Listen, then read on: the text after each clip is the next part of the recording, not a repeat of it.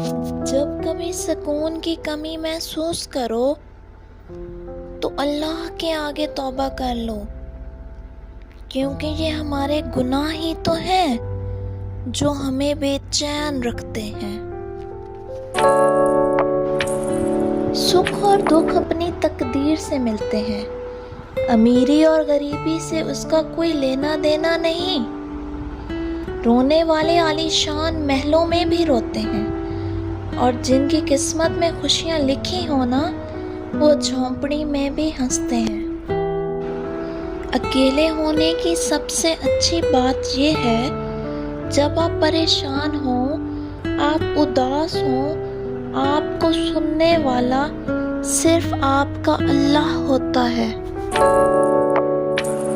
اگر خوشی کا ایک در بند ہو جائے تو اللہ پاک ایک اور در کھول دیتا ہے، مگر ہم وہ کھلا در دیکھ نہیں پاتے، کیونکہ ہم بند دروازے کے پیچھے دوڑ رہے ہوتے ہیں۔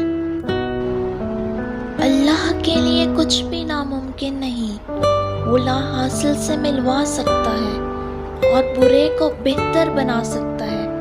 ہماری سوچ بھی وہاں نہیں جا سکتی، وہ جہاں سے وسیلے نکال دیتا ہے۔ کسی کے کہنے یا نہ کہنے سے کوئی فرق نہیں پڑتا، بس اتنا یاد رکھو کہ وہ پلک جھپکتے ہی نصیب بدل دیتا ہے۔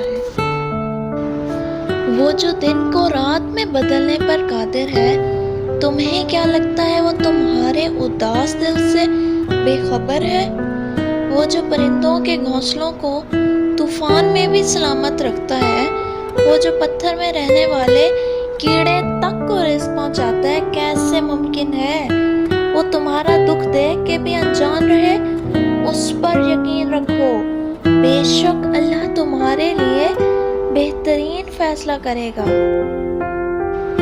اللہ تعالیٰ سب جانتا ہے کہ آپ کے ساتھ کیا ہو چکا ہے اور کیا ہو رہا ہے، تو بس صبر کرنا سیکھ لیں۔